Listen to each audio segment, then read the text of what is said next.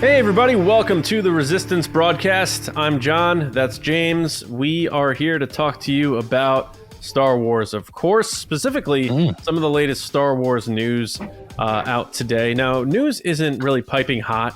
There isn't a ton of stories, but some of the stories that we are going to talk about, some exciting, but some will also lead us to speculating on what might be going on with a particular series, and of course, an upcoming movie.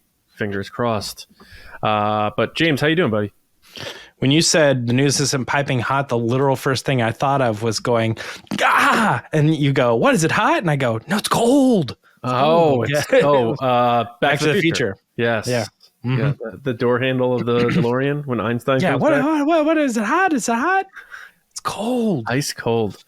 Yeah. Well, I see you're rocking the Make Solo 2 Happen hoodie. Who knows what the future is, but it seems like Alden Ehrenreich is getting a lot of cred for his creative filmmaking, and he's taking like an indie approach right now and like doing his own stuff, which I always feel like often leads to good results for somebody. So I hope the best for him. I do hope we get to see him as Han again, but we're not here to talk about that, James. We're here to, first of all, thank everybody for being a part of TRB, listening to the show, watching the show, however you take in our podcast. You know, we're coming at you almost every week, rarely take breaks. Mondays, Thursdays if you watch live, also Friday mornings on the audio for those episodes. Lacey will be back with us on Thursday, which should be her last episode before she takes a little bit of a break because she's going to be having her second baby. So big deal. Send all your well wishes to Lacey on social media at Lacey Gilleran.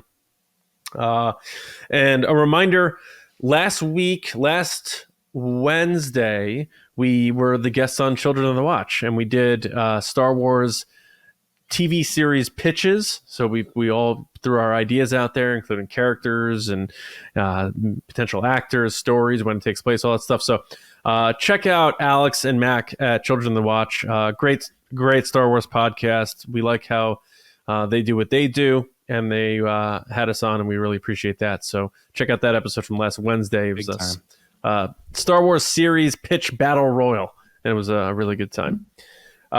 Now, as far as we go, we are going to get things going with Will of the Force in a minute, but we do want to thank our patrons who support what we do here at TRB.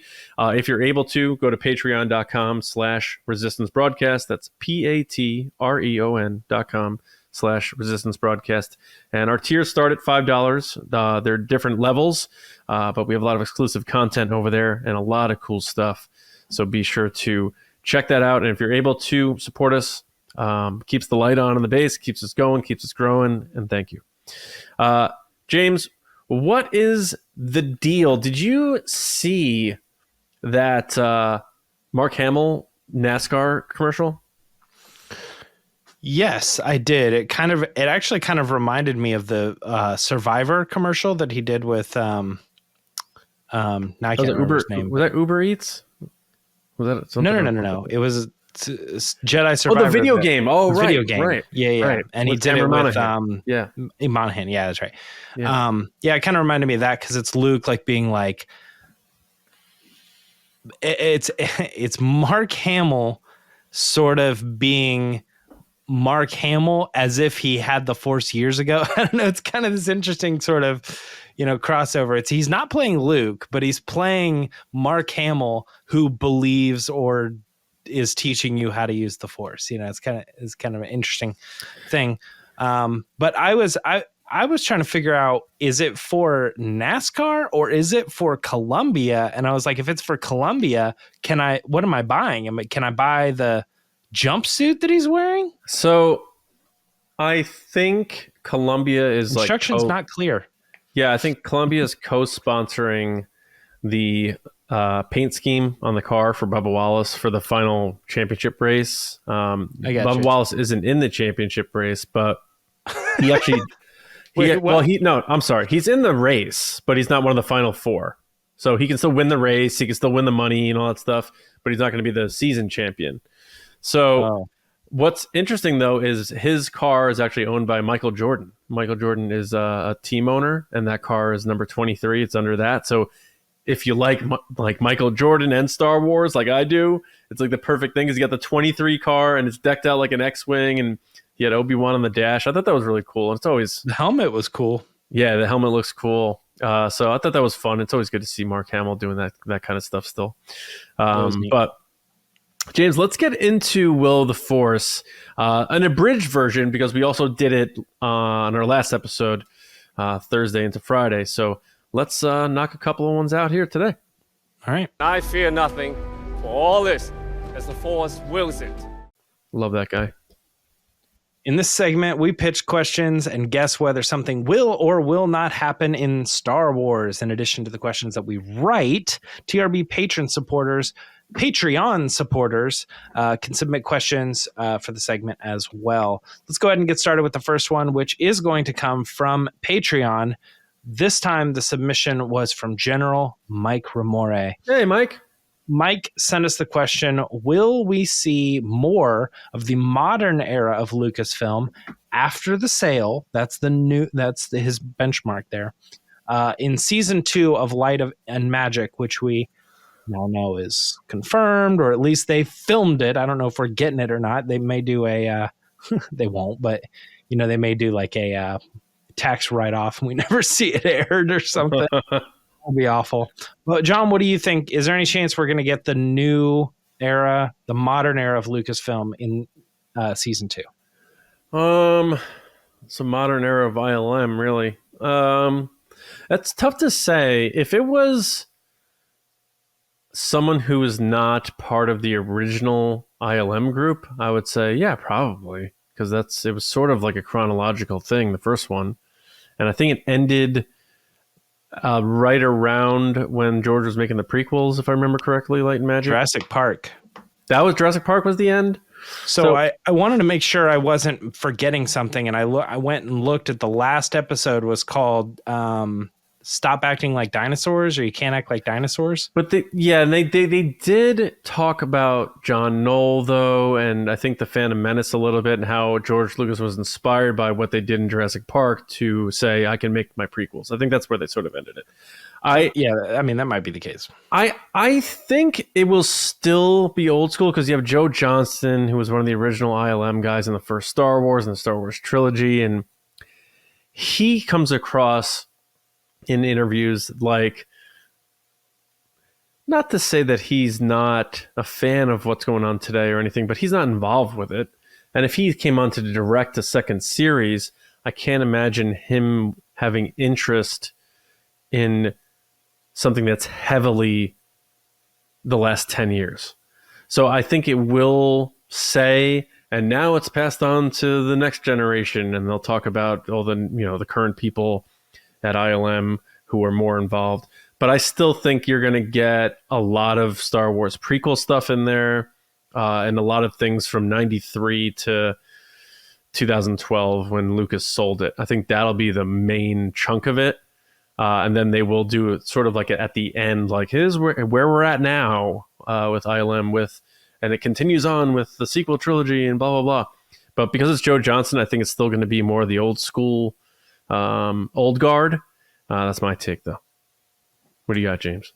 I 100% back it. I that's exactly the take that I was going to say, that I feel like when I looked at it, it seemed like you might be right that they did have some stuff with the prequels and all that, but it seems to me like they're more likely going to do the first season was a lot about the physical props and things that they built, and the second season could take on the computer world and ILM saying, like, now that we've entered this digital age, what does it look like when we're trying to do these things that have never been accomplished? It's the new era. And I feel like the good marking point is actually not from the sale of Disney forward, but like that's the end. That's where they'll go up to, because it's very easy to say, and then and then there was and then everything changed. You know what I mean? The company was bought by somebody else, and I was just watching. What was I just watching? Oh, DisneyPlus came out with new episodes of Behind the Attraction, and the first episode is Pirates of the Caribbean, and they were like, "How can we?" They had multiple episodes about like when they brought it to Tokyo, when they brought it to Paris and stuff, right? Or multiple sections as it built on. But then when they were doing Shanghai, they were like, "How can we go crazy and do it completely different?" And it was right at the same time that Disney bought Lucasfilm, which meant that Disney now owned ILM, and they could use the assets of ILM and everything they had because they did all the special effects for Pirates to recreate this crazy adventure. I don't know if you've ever seen the Pirates of the Caribbean in Shanghai, but it's nuts. It's like, oh, you've never seen it? No. Please just go take a second and just go Google it. Like not right now, but like after the show, or just look into it. It's nothing like the original ride. It's almost exclusively the movie, and there's like these projection walls, and like you're on a whole thing. I don't think our audience will mind if I put 3 minutes of dead air on here while I go watch the video of that ride. No, I'll probably still talk about it. You can even just whistle the theme for Pirates while I go watch it. Yo ho, yo ho. Really bad eggs. But no, just to get to the question, back to the focus, Mike, I think that what we're both saying is that I think there's more stories to tell beyond those original formative years of ILM, which felt like the original or the first season was more focusing on. Yeah, if it was directed by Rian Johnson, I'd be like, you know what? It might be more of the modern, or JJ, whoever. I'm not picking on anybody. I'm just saying if it was someone who is more recently tied to ILM, it's modern era, then I would get that. But if Joe Johnston really points to me, the older under George Lucas. Realm. Oh, Light and Magic season 3, directed by Jon Favreau. There you go. Boom. Sounds good. All right. We got another Will of the Force question, and this one is, will Force ghosts physically visit Rey Skywalker in the next Star Wars movie? You went first on the last one, so I got to go forced on this one. I'm going to say, oh gosh, it's so tough. Here's my dilemma, John. My dilemma.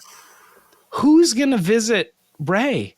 It's either going to be Ben or Luke or Carrie, but it's, Leia, but that's not happening. But you have to have Force Ghosts for it to be Star Warsy, right? I'm going to say yes, but I don't know what they're going to do. What do you think? I'm going to say no. I think that's a smart choice. Well, the reason I say that is because of, like, you ran down the names. You said, Luke, Ben, Leia, and the three things they have in common are they are Skywalkers. And I think in order to not do a sort of bait and switch on us as an audience, they have to stay true to letting those blood Skywalkers story really fully end at the end of episode 9. So that it's not like, that's the last we saw of Luke. That's the end for Luke Skywalker and blah, blah. And then he pops up here for some reason to say what? So beyond it being some kind of cameo, which I don't even know, based on recent comments he's made, that Hamill would be interested because he's like, enough Luke. He's like, yeah, what? So what about Adam Driver? Do you think that they could do, they're a dyad in the Force. Do you think Adam connected to Rey would come back? Maybe. I just don't know. I mean, it's not like Adam Driver is like killing it right now in terms of like his movies making money, but that wouldn't surprise me. That might be the only one. But again, that's, if they were selling us on this whole conclusion of the Skywalker saga, and I thought Rey taking on the name was really the only thing to carry over when it comes to the Skywalkers, I would feel a little cheated. But I don't know. I also feel like a Force ghost Ben Solo showing up would actually upset people who want to see him again more than if he didn't show up, because it's like, so that's it? You just bring him back to be a blue hazy thing for 30 seconds? It's like, so I think they're best, and Adam Driver might be best to stay away from that. So I could be wrong, and honestly, it's probably more likely than not that they'll end up throwing some kind of Force Ghost in there. I'm just going to say no, because I can't wrap my head around anything that would make sense out of the Force Ghosts we think would visit Rey in a physical ghost realm. So, yep. I mean, it's tough. I mean, like I said,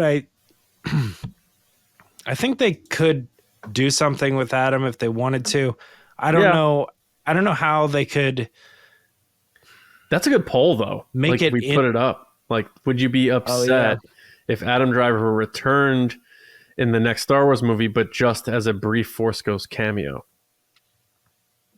Like, I mean, we're in a world now where Anakin is showing up and hanging out with and talking to Ahsoka. Should I tweet it right now? And by the end of this episode, see what the results are? Maybe you can put it on our Patreon or whatever. I'll tweet it. Oh my gosh. Well, we can wrap that up and move on to Resistance Report. You ready to do that? You want to do that? Let's do it. All right, let's go. It's the Resistance. So there is a website for the Writers Guild of America that gives projects. It's a directory. It lets you know what's going on. It's sort of a library wiki site almost, that's sort of information on what projects are happening. And if you look at the Acolyte right now, listed are all of the writers for each one of the episodes. And there's a lot of names, which to me personally, unfamiliar with the names. I think John might even have more to say about what this could potentially mean. But just to kick it off, Leslie Headland, who showruns the show, is going to be writing that first episode, and that makes sense. It's going to set the tone for the rest of it. And then we had a myriad of other writers, including a couple, or mostly actually pairs of people, multiple writers on single episodes. So it's kind of interesting. When quickly, just very briefly talking before the show, I mentioned to John, I don't know personally what this does for me. I can't really think of that episode of The Mandalorian was written by, let alone do I even really feel like it was directed by so-and-so. Therefore, I could really dial in on their tone or their qualities that made that particularly special. Even on the directing side, let alone the writing side, who wrote it. You know what I mean? I feel like almost in my opinion, which is maybe a bad one, but I can't really tell.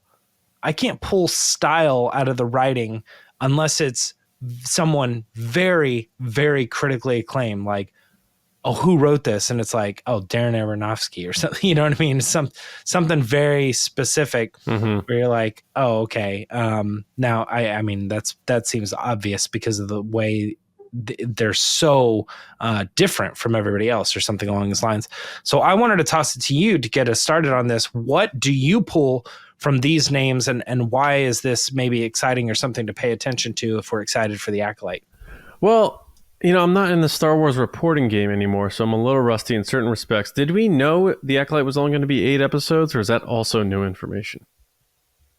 I didn't know this anyway, that it was only 8 episodes. Because that's usually the Favreau Mando model, and this is not in the Mandoverse.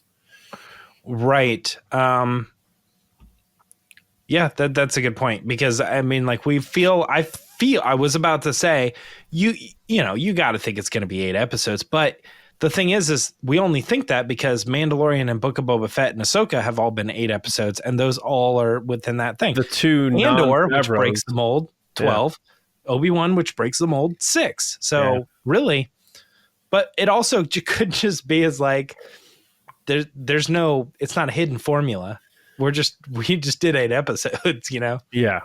No, yeah, absolutely. So I actually have concerns. I don't mean to kick things off in a negative light here. I have some concerns about the writer's list for the Acolyte. So you brought it up. The showrunner, Leslie Headland, I enjoyed Russian Doll season 1. She seems to be a very big Star Wars nerd, so that's good.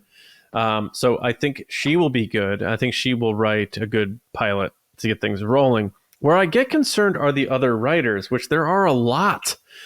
And as you mentioned, pairs, but like Jason McAuliffe, and I don't mean to be disrespectful to any of them because they're writing for popular stuff. But so Jason McAuliffe, for example, is co-writing the 2nd episode, and he is also writing the 6th and the final episode by himself.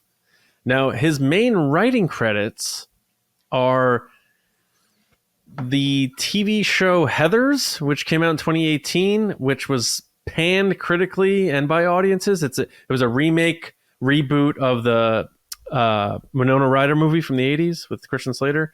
Only 5.7 on IMDb. So across the board, it didn't do well from a critical perspective and audience perspective.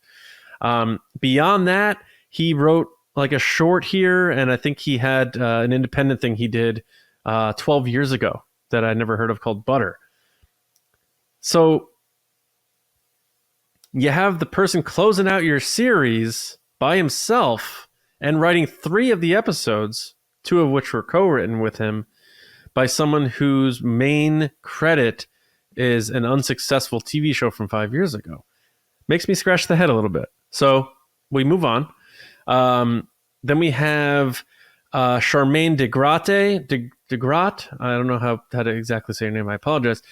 A little more credible here. We have a writer for House of the Dragon, the Game of Thrones spinoff, which was successful and acclaimed.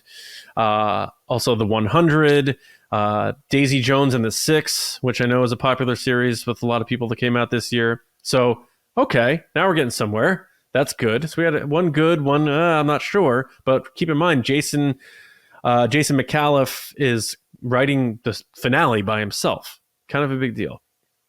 Then we move on to Jasmine Flournoy, who is writing multiple episodes. Granted, they're going to be co-written.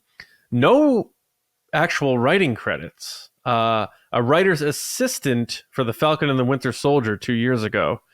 Also served as a writer's production assistant on Heathers, which I mentioned before, and a show called Truth Be Told. Another head scratcher. So I mean, I can go on. Core Adana, Mr. Robot, an episode here and there of that. So I guess the point I'm getting to is Leslie Headland probably had a lot to do with picking these writers. Maybe it's people she knows or people she's looking to boost. My problem is it's Star Wars. It's a big, massive IP. We can't be playing around too much. Now, granted, they might wind up writing amazing stuff. The show looks great. So I'm just going off of their resume. I'm not going off of what I think they're going to do in Acolyte or what I hope they do or I hope they fail. It's nothing like that. I hope they succeed. But based on these resumes, I got to scratch my head the similar way to I scratched my head that Sharmeen Obaid-Chinoy, who had never directed a movie, was picked to direct the next launching pad for Star Wars movies. So that's where I'm at. Now, again, I have to be clear. I hope they're successful. I hope they write great things. But the fact that the main writing credit of the person writing 3 of the episodes, including the finale, by himself is the Heathers reboot from 5 years ago, makes me a little nervous. So that's yeah, I mean, I don't blame you. I'm listening to that and I'm like, yeah, I mean, it doesn't look like they have a lot of notoriety. I was also trying to figure out maybe is there something where they're like working on writing and they're notable outside, like a lot of these people maybe outside of something like television, like they're not writing television, but they're writing like this isn't the case, but like they're writing High Republic books, or something. Like these are High Republic authors that are now getting their option. I'm looking here now on Jason McAuliffe, the person who's writing 3 of the episodes. And I just found his Instagram, and I went back, and he posted back in 2016 limited edition set of 4 Star Wars Pendleton blankets arrived. So he's clearly a fan to some degree, that back in 2016 he was buying Star Wars merch, sure, like blankets and stuff. I mean, that's not crazy, but it probably goes to show that like he's a Star Wars fan, and also he's a writer, and he is now getting the opportunity to write Star Wars. You know, maybe there is something to that we could look forward to. And it's not just, I mean, not that it's a bad thing, but like, I know, because we talk about it all the time, how it's a good thing. Like the Tony Gilroy's being like, I'm not a fan of Star Wars. You know what I mean? Yeah. Bill Burr did a great job, not a fan of Star Wars. You know, it's not necessarily a good thing that someone is a fan, but just, you know, like just, I don't know. I mean, I've pulled up his Instagram, I'm flipping through, and I found something Star Wars back in 2016. I'm like, okay, so he, you know, to some degree, he's like buying merch, you know, that's kind of neat. Yeah. But I don't know. I see your point. I'm not entirely positive. Like, you could have like the best writers in the world, you know, and you're still going to have people that are be like, who wrote the sequels? You know what I mean? Like, you're always going to get Star Wars criticism. And so I think, like, I don't know if it's worth getting too deep into like, yeah, but they're actually writing good stuff and people hate it. What if we actually get bad stuff? Then what are people going to say about the writing? And I'm like, but I also don't know if like people can really tell the difference between a good movie, a good story, good dialogue, you know, and they mix all that up and just be like, my friend said it sucked and I say it sucks too, you know? So. Yeah. The only thing I'm thinking is, like with Russian Doll, she co-wrote the series with one other person. She's the showrunner for this. I'm sure she's heavily involved, and it's a writer's room type of thing. She's looking to help people she knows and likes boost their career with a credit like this. But I'm sure she's heavily involved with the Leslie Headland I'm talking about, of the tailoring of this story and all that stuff. So I'm not saying they're flying blind, you know, especially the people that don't have any major writing credits. She's there as the showrunner, sort of like Favreau, you know, with Filoni and Rick and other names we weren't familiar with when Mando came out that are now sort of household names in our bubble. So I'm rooting for it to be good. It's just when I saw the names, I was like, all right, I don't know all the writers in the world. I could be missing some big time writers here. I look into it and I was like, wow, really? And this one has no credits. This one has the one show that's not good. So it just made me a little nervous. I'm still expecting it to be a good show, but we'll see what happens when that comes out. But you know, rooting for it for sure. But certainly out of the gate anyway, just based on resumes, scratching my head a little bit. I'm also thinking that the fact that it's like a mystery show and all that could very well cover up the writing to some degray. You know what I mean? Yeah. Like if people get involved in the mystery, I was like, that was a good show. I was watching. I watch Seinfeld at night sometimes, just to like before bed, and I was watching the one where they were pitching their series to NBC, and they're like, George, what have you written? And he's like, I wrote a play off Broadway. It's called La Cocina, and he just like made it up. Like, I should just like, it'd be funny if you just made up this resume of all this stuff. Like, do people check that stuff? Like, people never check if you got your college degree when you list your college on your resume. They don't check what your GPA was. Imagine you just like, yeah, I wrote 6 episodes of Star Trek, Deep Space Nine. They're like, sweet, man, come on in. John, at this point, maybe you could be a Hollywood show writer. I would talk. Oh, I would be dreadful. But all right, let's move on to the next report here for the segment. Did the new Rey Skywalker movie title leak? That's the question. There's a rumor that's making its rounds right now that the possibility of the movie being titled, get ready, you ready for this? This is it. A New Beginning. right? That would be the subtitle of Rey's next Star Wars movie. You looked into this. Do you think that there's any validity to this rumor, like where it comes from, or like that this far in advance we would have a title? What do you think? I don't think this is real. But I love it because we're entering that era of ridiculous things being tossed out about Star Wars movies. So I love that part because that's always fun. The title's horrible, so I hope it's not. Like, it's the most uninspired, lazy subtitle you could have for a new Star Wars movie. Like, A New Beginning. Imagine having to refer to that movie as A New Beginning, the way we say, like, Return of the Jedi or The Phantom Menace. Be like, remember when A New Beginning came out? Or like, my favorite scene in A New Beginning, it's like, I hate that. I already hate it. I don't want to do it. Yeah, that's true. I didn't think about that. I was like, I don't know that it's awful, but when you phrase it like that, I'm like, yeah, that's really annoying. Yeah. And I don't even like saying TFA because it sounds like Tina Fey. I know, right. And it's like, be like, oh man, that opening scene of A and B is just so good. A and B. But I know Star Wars titles are mostly pretty pulpy and on purpose, throwbacks to stuff from George Lucas's youth, and I get that. Like, The Empire Strikes Back, and like, I love that. But A New Beginning doesn't have anything that makes me understand that it could be a Star Wars thing, whereas everything else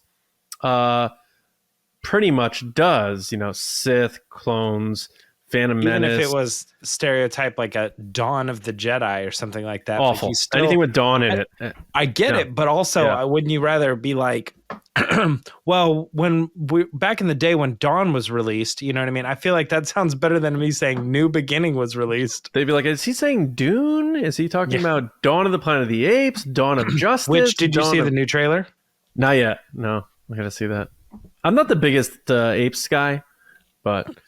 so I don't know. I don't think this is real. I saw Star Wars Newsnet said they have sources saying that it's not real.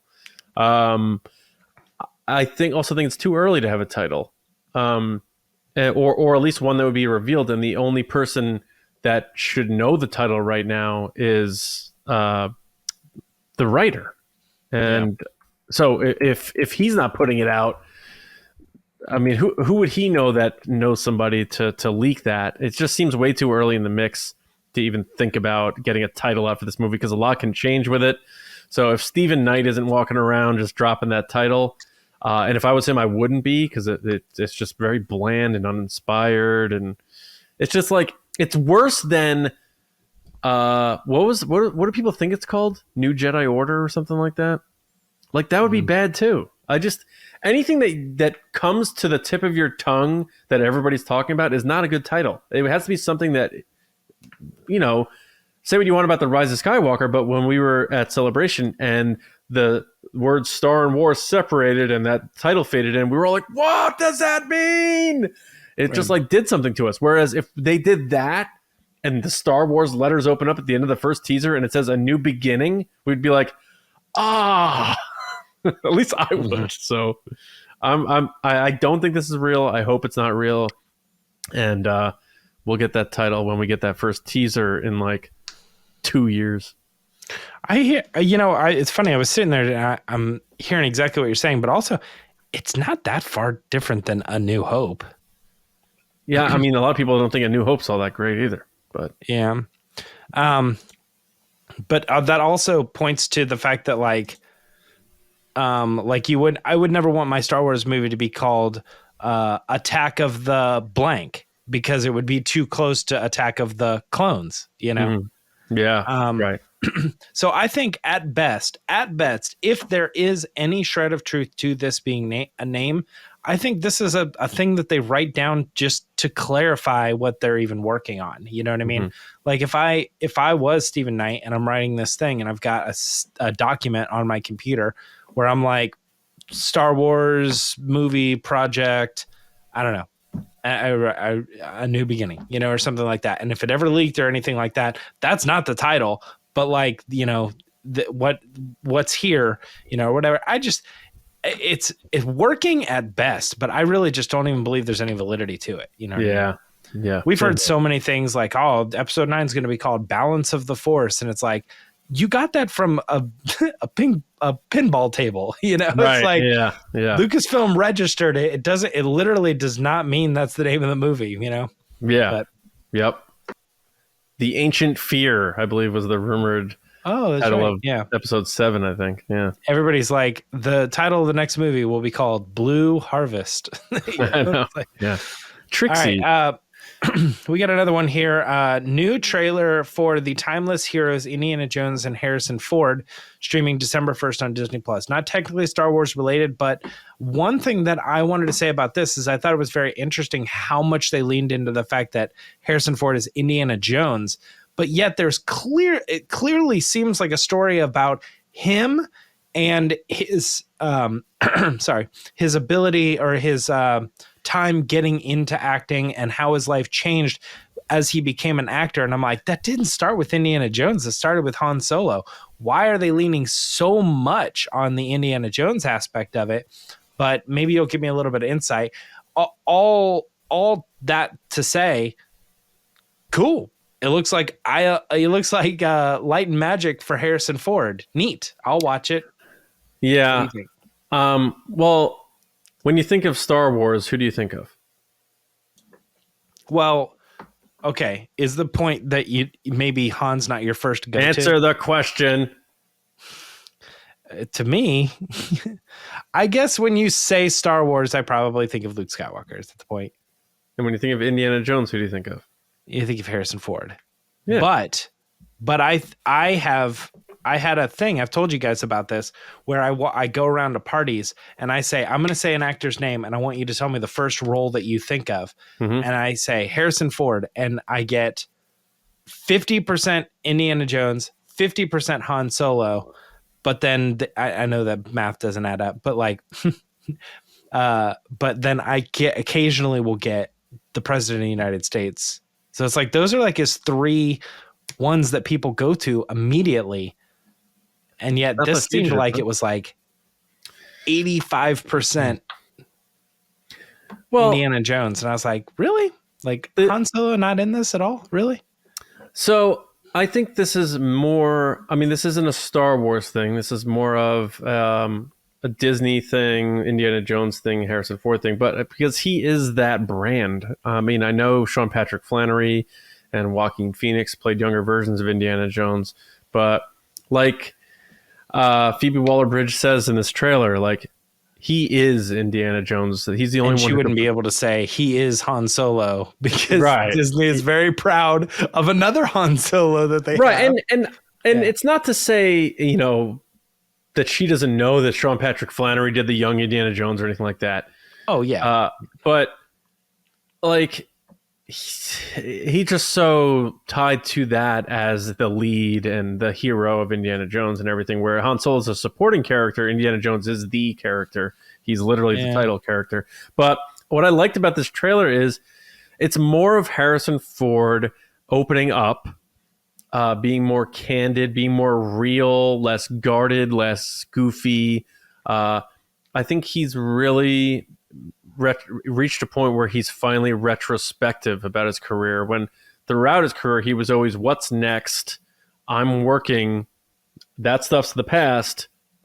What's next for me? I think now he's not done because he's still doing a lot of work, but I think he is appreciating things more and being more retrospective, at least from what I've seen in interviews. And this carries that tone.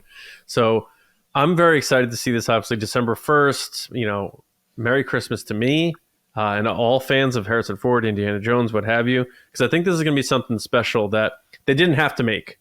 And I think it's going to give people a different perspective on Harrison Ford, the person, sort of like, which I'll recommend, his interview he did with Conan O'Brien on Conan O'Brien Needs a Friend, his podcast. Mm-hmm. He's just so real on there, and I love what Conan got out of him, and I think we're going to get more of that here. So you're going to get your bells and whistles of Indiana Jones, and you're going to hear the indie theme and all that nostalgia and stuff. But I'm looking forward to the stuff I don't know, which is, hearing Harrison Ford's own words about his career and life and stuff. And this is going to be such a treat. I'm really excited for it, and I can't wait. This teaser definitely got me excited. I think... Oh yeah, I definitely am gonna watch it. I'm excited for it. Like I said, I don't want to harp on it or whatever. But like when it first started, I was like, "What is this? What am I watching?" And it starts off with a lot of Indiana Jones stuff, and I was like, "Oh, okay, so this is like Indiana Jones is coming to DisneyPlus, Indiana 5, and they're doing this thing, and it's like Harrison Ford and what Indiana Jones means to him." And then I'm like, "No, it seems like it's more just about like Harrison Ford, the actor, and like his entry into Hollywood." And then they showed a couple Han Solo just like quick and stuff. And I'm like, you would think that would be a big part of this. And it is. Maybe it is in the show. Maybe they do a whole episode on like his break is like getting that offer to be going from a carpenter to playing this character, Or like George Lucas is like what's the one he did before? It's going to be episodic. I think this is going to be a documentary, a one-shot deal. It says original documentary.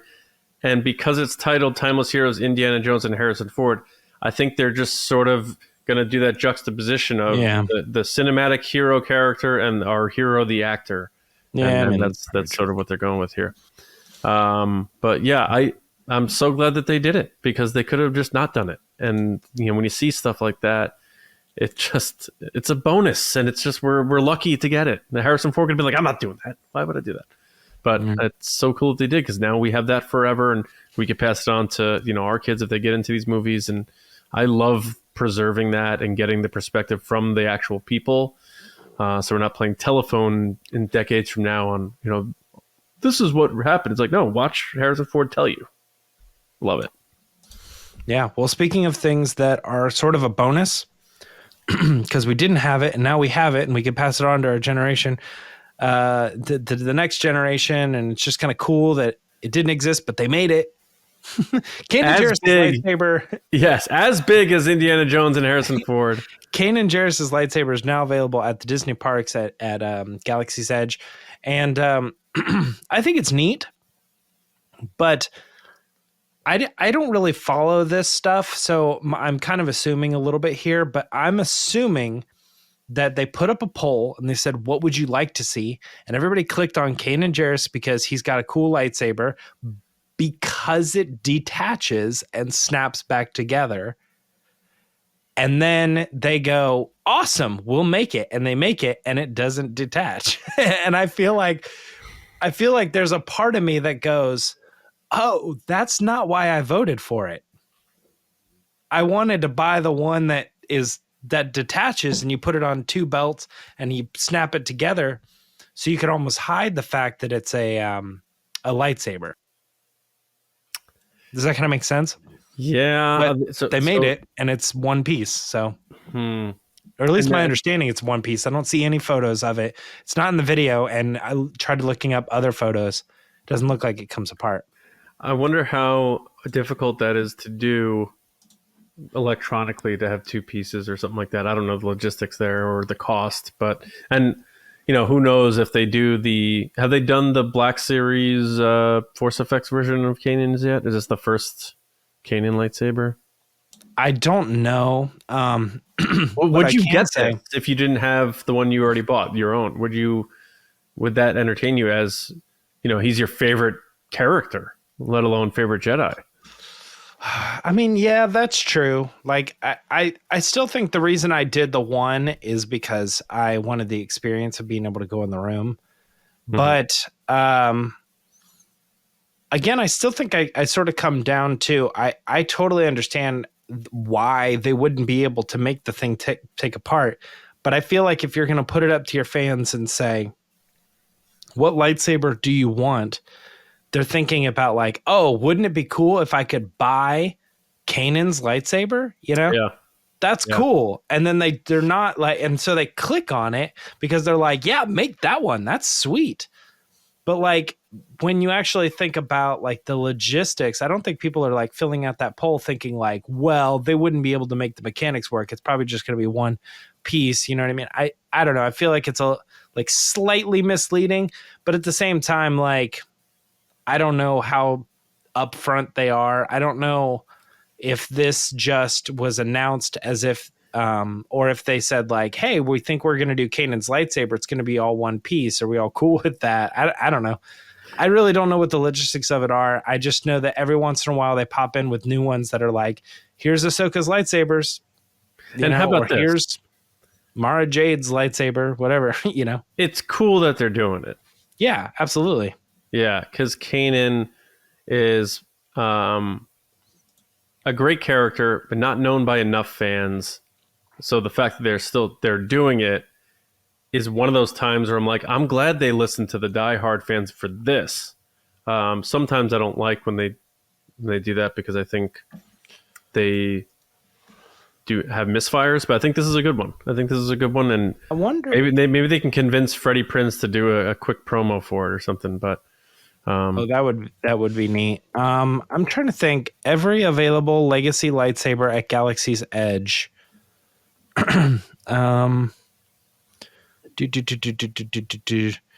There are, let's see, Ahsoka, and then you could get Ahsoka's curved hilts, the Clone Wars ones, Training Galactic Star Cruiser saber, limited edition Cal Kestis, Asajj Ventress refocused, Asajj Ventress regular, Jedi Temple Guards, Leia Organa, Rey Skywalker from Rise of Skywalker, Rey from Force Awakens, Darth Maul, Obi-Wan, and actually 3 Obi-Wan versions, Ben Solo's, which is cool. Mm-hmm. Kylo Ren's, Mace Windu's, Shadow Maul, Count Dooku's. One is a Jedi, one is Darth Tyrannus. Darth Vader, 2 Darth Vaders, a reforged Skywalker one, Luke Skywalker, and the Skywalker box set. I mean, those are all of them. Is this cheaper than the normal ones? Because it says the Kanan one is $170 at the park.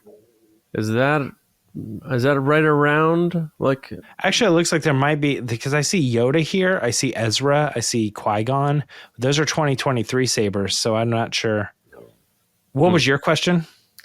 It's priced at $170. The Kanan lightsaber. Is that around what these things are going for? Yeah. I have all the prices here. We'll list them for them too. Cheapest one I see is $149, and that's Rey's Force Awakens. So no, $139. Asajj Ventress. The Rey Force Awakens. Cards. So basically, Anakin's lightsaber. $149. Yeah. What about Rey's lightsaber, like hers? $159. Interesting. What's the most expensive one? Well, Ahsoka Tano's double box set, that's $400. All right, so any one of the box sets are like $375. Single bladed lightsaber price here. Looks like one. Oh, there's a Mace Windu set that's $249. What do you mean? It says it has Keystones, Clothiers, Tatooine Traders. That's the location to get it, but I don't know what's in the set. But but I would think it's like Mace Windu's lightsaber. $249. There's an Obi-Wan Kenobi limited edition box set that's $550.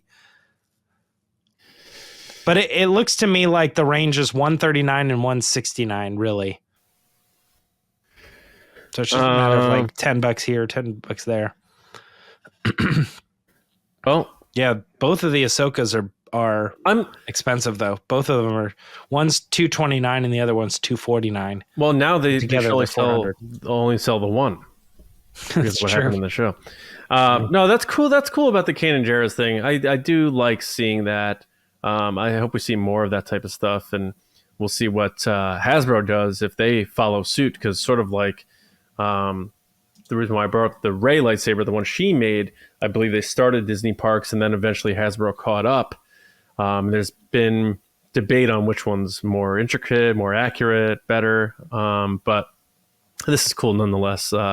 for Kanan fans or just people who like lightsabers. Maybe there's people who like all of them. Who knows? But it looks cool. I always like that hilt. It looks pretty cool in a actual physical object. So it's interesting. I wonder where they go from here. Because then now I do know that the site that I'm looking at has a lightsaber wish list, and it has Kit Fisto and Quinlan Voss and the Grand Inquisitor on there, but Kanan Jarrus is on the bottom. So one of their wish list ones did come true. They did say something about we heard the fans. So something to that effect. But I think it was a poll. Cool. That's what I would imagine. You might have been. What do you want the next one to be? And you could, if you give them $500 now, you can vote in the poll. Yeah. Speaking of polls, let's check out the result of the poll I posted before. He did do it.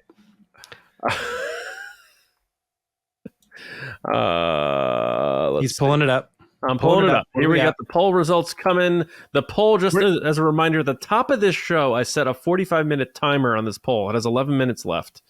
And the question was, this is from TRB Podcasts, our podcast account. Would you be happy if Adam Driver returned as Ben Solo in the next Star Wars movie, but only in a brief cameo as a Force ghost? James, I'm going to say... Any guesses? 70% yes. No. No? 68.4% yes. You were over. I apologize. Whatever. We'll see you in the Showcase Showdown where you can spin the wheel. Dang, so man, I was dead on. You looked, didn't you? No, I all right. No, I believe you. I believe you. Promise. So 68.4% yes, they would be happy. 31.6% no. I'm actually surprised by those results. And granted, it's only been up for 40 minutes, so a lot can change. But I wanted to do a short, quick poll just to see. Well, it hasn't hit those Twitter accounts yet. You know, it hasn't hit those, but it's going to be expired in 10 minutes anyway. But I find it interesting that at least 2/3 of people who at least responded to this, so listeners of ours or whatever, said yes, they'd be happy with that. So interesting. Are you surprised? You guessed it. I mean, I don't know if you guessed it based on your thoughts or what. The interesting thing for that poll is I would be interested to see what happens when it hits those accounts, because when you're talking about the Adam Driver, Kylo Ren, Ben Solo, like fanatics, you know, like we really love that character. I'm interested to see where they would go with, excuse me, the two angles of that.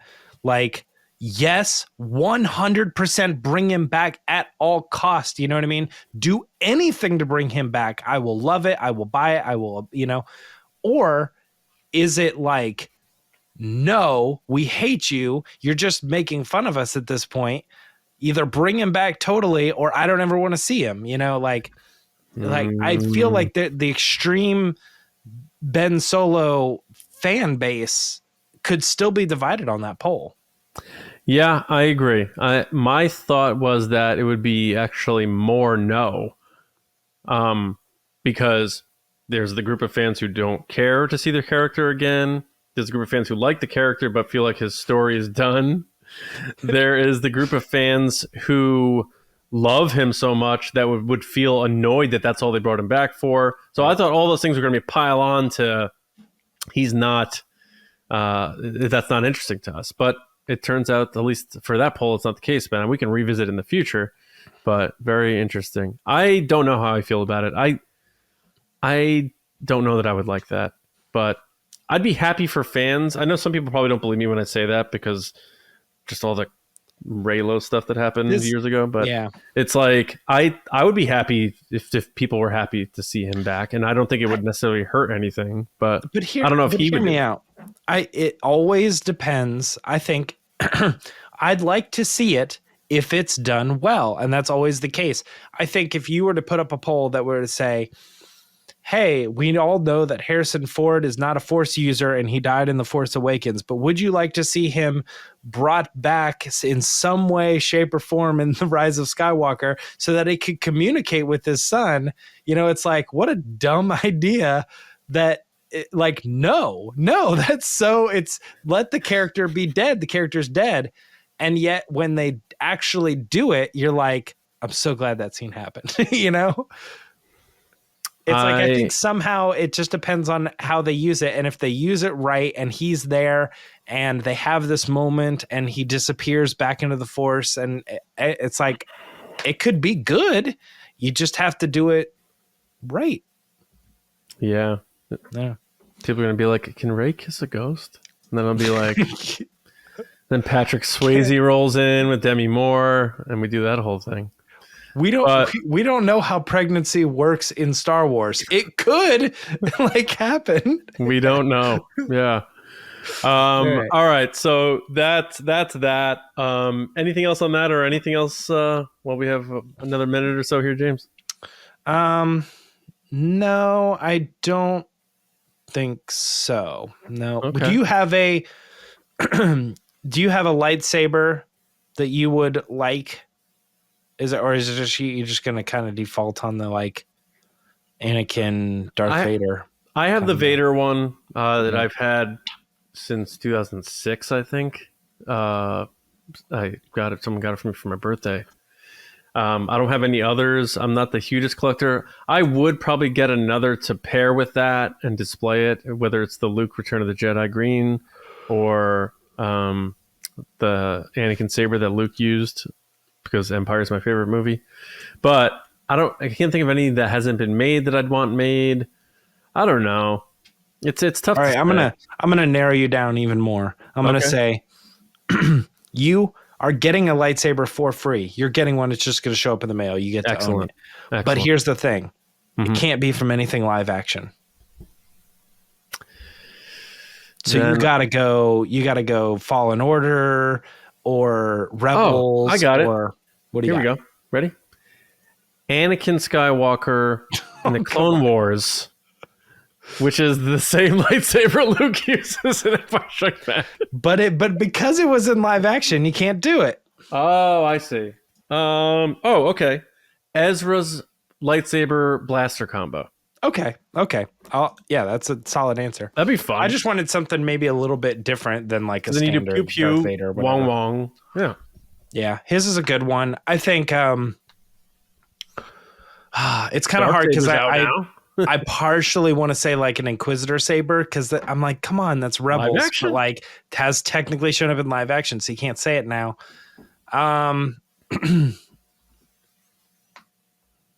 Yeah, I don't know, man. Yaddles. No, you know what? You know what would be a deep cut? I actually can't think of his name off the top of my head. I'm so bad at this. A deep cut? Qui-Gon Jinn at the end of the Phantom Menace. Yeah, there you go. The Eye of the Storm. His saber. The oh my gosh! So many people are screaming. It's from the High Republic. It's the villain. There's just Mark Monroe. Yeah, that's him. Yeah. That would be a cool one because his is like this like yellow crazy one. I don't know. It's a cool concept, and I like the idea of when a non-Force user is using a lightsaber. So there's kind of something special to it. It's like it's not just the weapon you're assigned, it's sort of like the weapon of choice. There's like a little extra coolness to it. All right. Well, we never know what could happen. Yeah. All right, man. Good chats. I want to hear what everyone thinks about the Acolyte writers, the Rey movie rumor, everything we talked about. That Harrison Ford, Indiana Jones documentary coming out, Kanan's lightsaber, other lightsabers, and the Ben Solo Force Ghost thoughts. So a lot for people to give us feedback on. But before we get out of here, we talked about Patreon at the top. We need to give a special shout out to our generals and spice runners. General Carmelo, John Reese, Jetta Rosewater, Frank Grande, Nick Kratz, Chris Morales, Brian Smith, Matt Chitty, Danny Micromori, Matt Heath, Brendan McLaughlin, Sneaky Zebra, Colin Cormier, Jolton Jedi DiMaggio, Diana, and Dave Hornack. And the Spice Runners, David Probus, Neil Shaw, Kendall Gellner, Andrew Staley, Jeremy Myers, Michael Fry, and the Fort Worthian. All of our patrons, all of our listeners, everybody, thank you so much for making this still fun after all these years. Still fun no matter how the state of Star Wars is. We're having a good time, whether you listen, watch, or patron, whatever. Thanks for being a part of TRB. The base is open to everybody, so tell your friends, and let's have some more fun. Don't forget Lacey at Lacey Gilleran on social media.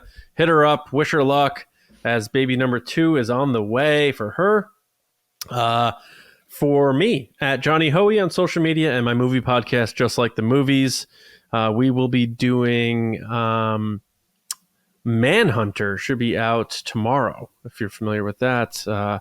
Hannibal Lecter before Anthony Hopkins. James, how about you? You can find me on all social media at Myra Trunks. And I don't know if you have your phone on you or not, but I sent you a picture of Marcia Monroe's lightsaber. Oh, let's take a look. Let's take a little gander here. Peek at that. Let's see how cool this is. Oh, wow. Is he holding that down? Not pretty wild. It's a cool lightsaber. Yeah, it's funny because his hilt looks as long as Maul's double-bladed lightsaber. Kind of, yeah. I'm not really sure what the details are because I've not been paying as close of attention to the character, but I remember really liking him, and I remember when he was revealed to have the lightsaber and all that. I was like, man, it's so cool because it goes back to a character that doesn't have any force powers, but they use that lightsaber as their weapon of choice. It's cool. Neat thing. And that character does look like a cool villain from like an 80s Saturday cartoon or something. Like he looks cool for sure. Like I'd like to have his helmet too. You know what I mean? Or like see a cosplay of it. I mean, all of it together. Has he been unmasked yet? Is that a thing? Oh, he has? What does he look like? Is he alien or human? I actually think it's one of those things where like he's alien, but he's like human like. You know what I mean? He has like blue skin. But like you pull it off and you're like, oh, it's like an attractive alien. You know what I mean? Like it almost has that like Lucifer kind of vibe of like. Oh, I'm looking at him now. Yeah, he looks like Nightcrawler. Yeah, kind of like, he looks like a person, but it's obviously like a dark skin. Yeah, he's got earrings. He looks a lot like Nightcrawler from X-Men. Cool. But he's a good villain, man. I wish that something like that existed. He's almost like a new Thrawn. Like it's like at the time. And he's blue. Yeah, you got to be blue, man. You got to be blue. I honestly find him interesting. I mean, I'll be honest though, I haven't gotten into the High Republic at all. It's been tough, and people know me. When it comes to canon Star Wars, I don't really read my Star Wars. I'll read the reference books and stuff like that. But anyway, we are wrapping this show up, James. A good time as always. We'll be back with everybody on Thursday night, TRB Live. So have a wonderful week, everybody, and we will see you next time right here on the Resistance broadcast. See you around, kids.